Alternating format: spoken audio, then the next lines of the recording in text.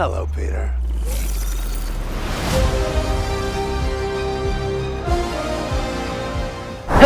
Salut beau gosse. Alors écoutez, j'ai pas eu le temps d'acheter une bouteille de champagne et c'est vrai qu'il y en a beaucoup qui ont dû en acheter une pour l'occasion. Et pourquoi je dis ça? Tout simplement parce que ça y est, il est là, le nouvel opus de Spider-Man que beaucoup ont attendu avec une hype. J'ai rarement vu une hype aussi grande et prendre autant d'importance sur internet depuis très longtemps. En vrai, la hype est tellement forte que même Matrix 4 qui sort dans une semaine, il a de quoi se chier dessus, je peux vous le dire. Mais en tout cas, soyez rassurés, l'expérience vaut le coup et vous allez pouvoir poser vos petites fesses bien arrondies, vos petites fesses bien en rondeur sur le siège du cinéma pour voir ce nouvel épisode de Spider-Man. Est-ce qu'on n'a pas beaucoup de chance quand même? Quoi qu'il en soit, j'ai toujours été au cinéma voir un nouvel épisode de Spider-Man parce que du côté de Marvel, c'est quand même mon super-héros favori, je dois l'admettre. Et même si j'ai toujours été réticent par rapport à Tom Holland, enfin pas réticent, c'est juste que je trouve que par rapport aux anciens, c'est-à-dire à la trilogie de Raimi, mais également aux The Amazing Spider-Man, je trouve qu'il y a une petite décroissance, ou on va dire qu'ils sont un tout petit peu moins bons, je trouve, mais c'est surtout parce que je deviens un vieux con et que lorsque tu es un enfant ou un adolescent et que tu découvres le Spider-Man avec les films de Tom Holland, tu dois être comme un dingue, j'en suis convaincu. Donc j'ai essayé de garder pour cette vidéo mon esprit de vieux con à côté et on va essayer d'être le plus objectif possible, tout en étant réaliste et en vous disant ce que je pense véritablement, sinon ça n'a pas de sens les gars, vous le savez bien. Et comme je suis pas un vieux connard gris, je suis allé en salle avec vraiment beaucoup d'espoir et je m'attendais à voir un bon film. Alors est-ce que c'est le cas? Est-ce que ce nouvel épisode de Spider-Man est un bon film et une pure expérience de cinéma? Je crois que c'est le temps de lancer la critique du jour, c'est parti. Spider-Man No Way Home est un film qui nous propose de retrouver le personnage favori d'une génération, à savoir Peter Parker. J'ai toujours préféré Batman, mais c'est pas grave, continuons. Cette fois-ci, Peter est épaulé du Docteur Strange qui l'aide dans sa quête, remplaçant la figure de Tony Stark dans un rôle secondaire. Les deux protagonistes vont ouvrir les portes du multivers, ce qui va causer des dommages qui seront irréversibles. C'est alors que des personnages bien connus de la saga vont faire leur retour, sans oublier quelques surprises qui se dissimulent tout le long de l'aventure. Spider-Man va-t-il réussir à remettre en ordre ses dimensions et donc à résoudre le problème du multivers? Vous l'aurez compris, c'est tout l'enjeu de ce nouveau film et toute son originalité se fonde sur ça. Et autant vous le dire dès le début, même s'il y a quand même pas mal de surprises et notamment des surprises qu'on va évoquer dans la seconde partie de la vidéo, ne vous inquiétez surtout pas, eh bien on reste quand même en terrain conquis, on reste dans un film qui est typiquement Marvel dans sa formule, avec le même type d'humour, avec le même type d'ambiance, avec également le même type de péripéties qui vont s'inculquer tout le long de l'aventure. Donc c'est vrai qu'on reste quand même en terre conquis, en terre battue, et ceux qui n'ont pas aimé les deux précédents opus, ou du moins ceux qui fondaient l'ambiance et la substance des deux précédents opus, eh bien même s'il y a quand même des petites surprises qui font énormément plaisir, on est obligé de l'admettre, mais chut, ne spoilons pas pour les gars qui ne l'ont pas vu, eh bien il faut quand même admettre qu'on reste dans le ton et dans une ambiance qui est quand même assez similaire à ce qu'on a eu auparavant, donc en terre conquise et donc en terre connue malheureusement. Et je sais pas pourquoi je viens de dire malheureusement alors qu'au contraire non, c'est vraiment une qualité qui ressort du film. Le film depuis le début il nous promet une aventure qui sera en quelque sorte l'apothéose après les deux précédents opus. Alors c'est vrai qu'on a peut-être du mal à voir l'évolution de Peter Parker et vraiment une évolution grandissante comme on pouvait l'avoir dans les précédents opus ou du moins dans les précédents Spider-Man avec les autres acteurs, mais le film nous a toujours promis ça en fin de compte. Et en fin de compte, si vous êtes déçu alors que vous avez pas aimé le premier et le deuxième opus et que vous aimez pas cette ambiance, je sais qu'il y a des surprises et beaucoup s'attendaient à ce genre de surprise, mais quand même c'est un peu stupide de votre part. Si vous détestez ce Spider-Man, ça sert à rien de retourner en salle parce que ça reste quand même l'enjeu et le cœur de ce principal opus. Ce que je veux dire par là, c'est que je vois venir les personnes qui seront déçues par rapport à la direction de ce nouvel opus et qui pouvaient peut-être s'attendre à quelque chose d'autre. Mais non les gars, c'est juste un mauvais choix de votre part. Le film n'a jamais promis plus et n'a jamais promis moins, et ça c'est encore une fois une grosse qualité je pense. Ce qui fait que le film est un divertissement mais tellement jouissif que seul Marvel est capable de nous proposer. Et vous connaissez ma lassitude pour les films Marvel, mais alors avec ce nouveau Spider-Man, on a l'apothéose du divertissement, que ce soit du début à la fin, on ne s'ennuie pas. Et pourtant il y a quand même une durée qui est assez conséquente, mais il n'y a pas de période de mou, il n'y a pas de période où on s'emmerde. Au contraire, c'est vraiment brut de décoffrage du début à la fin. Et j'adore ce genre de divertissement où juste tu poses tes petites fesses arrondies sur les sièges du cinéma et tu te contentes d'être en phase de contemplation face au film et que tu es vraiment en train de te laisser faire et que l'aventure passe extrêmement vite. Ça c'est vraiment de la pure expérience de cinéma. Et le film vraiment il est adapté pour les cinémas. Je sais pas dans quelle qualité vous allez le voir, mais si vous allez le voir en IMAX etc, c'est la folie les gars. Et malgré le fait que j'ai dit que le film était un divertissement qui était solide, on a quand même affaire à quelque chose qui est bien plus que cela. Vous inquiétez pas les gars quand même. Malgré un ton et une ambiance classique, le film réussit à être plus extraordinaire que jamais et à devenir l'un des films les plus importants du Marvel Cinematic Universe. Cela est permis par l'histoire qui possède un caractère bien plus épique, ainsi qu'à diverses surprises qui ne sont pas seulement centrées autour des nombreux antagonistes. On rentre directement dans l'action avec des objectifs qui sont bien plus héroïques qu'auparavant, et cette dimension héroïque je l'ai ressentie, et c'est un film de super-héros, c'est normal, mais les deux précédents Spider-Man, ils avaient un côté héroïque qui était pas assez haut, ils étaient pas assez épiques. Et là, le seul truc qui est un peu dommage, c'est qu'avec ces nouvelles péripéties qui sont bien plus épiques, qui sont bien plus intenses, et qui sont bien plus intégrantes en tant que spectateur. C'est dommage que le film n'essaie pas de rendre cela parfois plus mature,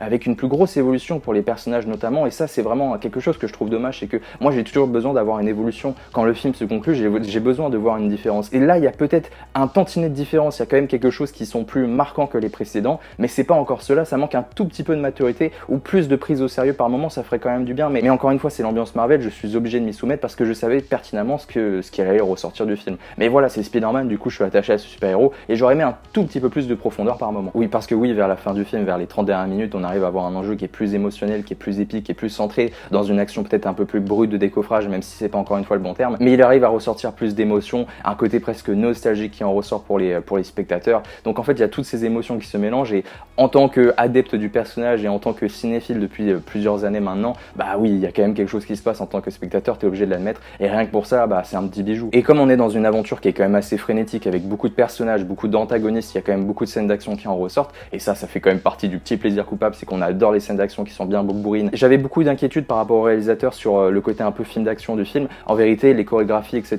et tout ce qui est scène un peu plus brutale, elles passent vraiment bien, elles sont très bien chorégraphiées, il y a des nouveautés et des choses qui font vraiment plaisir. J'aurais aimé que ça exploite encore plus le personnage de Spider-Man, parce que voilà, c'est quand même un des personnages où au niveau des scènes d'action, tu es capable de faire la meilleure des choses. Alors oui, il y a de l'inventivité par moment, oui, il y a des bonnes scènes d'action, mais j'attends encore une fois un tout petit peu plus, mais c'est peut-être parce que j'en attends trop de ce personnage, mais voilà, c'est quand même un personnage qui est absolument dingue, qui te permet de faire les scènes d'action les plus généreuses et les plus incroyables et inédites que tu n'as jamais vues, et j'aimerais que ça exploite encore plus la mise en scène de l'homme araignée parce que vraiment il le mérite, mais ça reste largement acceptable. Et on était beaucoup à avoir peur au niveau de la réalisation par rapport à cet opus parce qu'il y a quand même beaucoup de difficultés avec beaucoup d'enjeux, beaucoup de personnages, etc.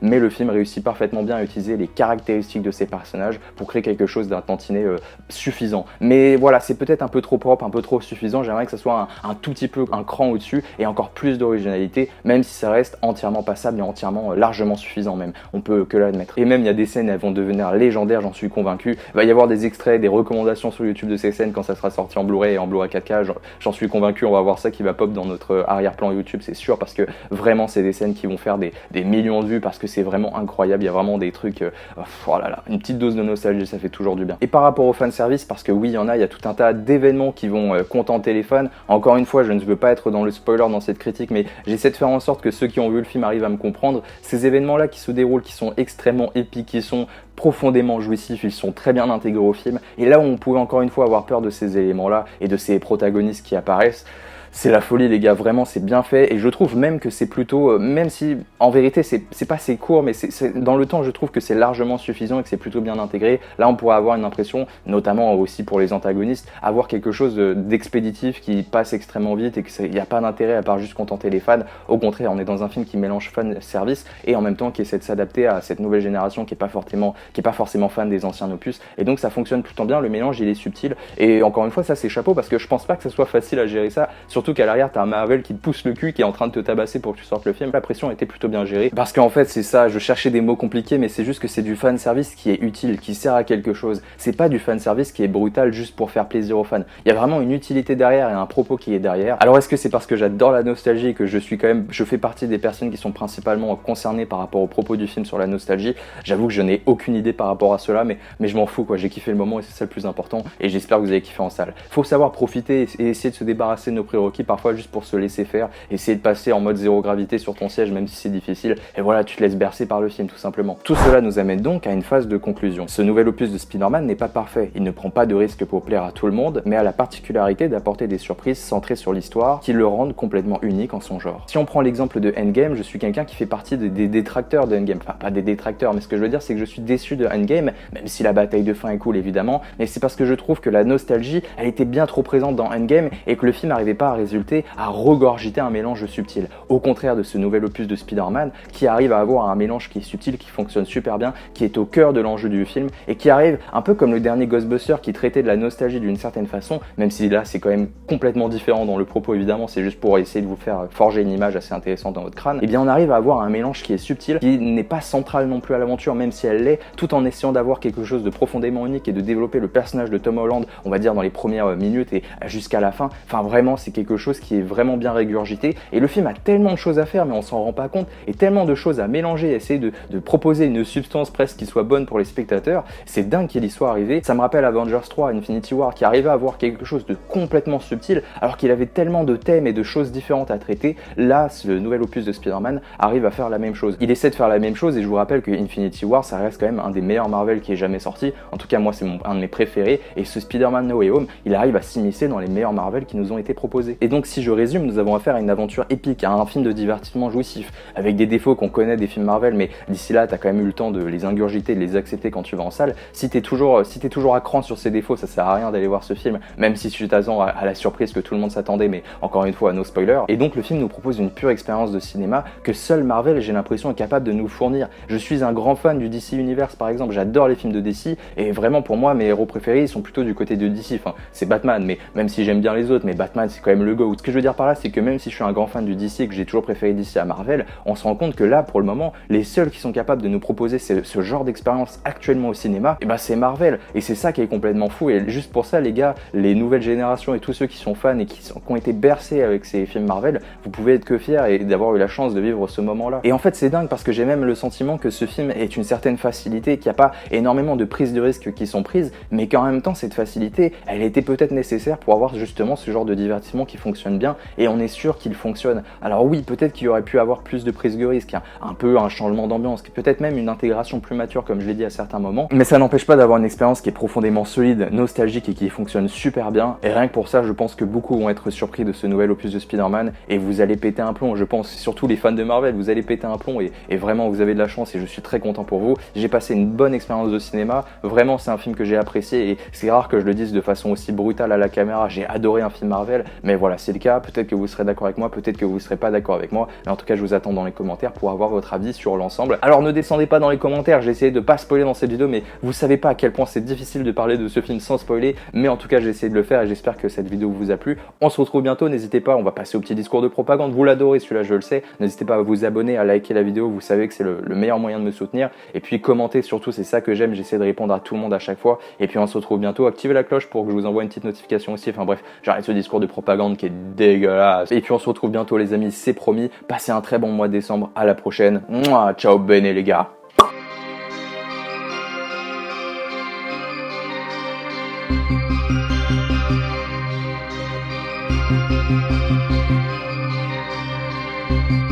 Thank you.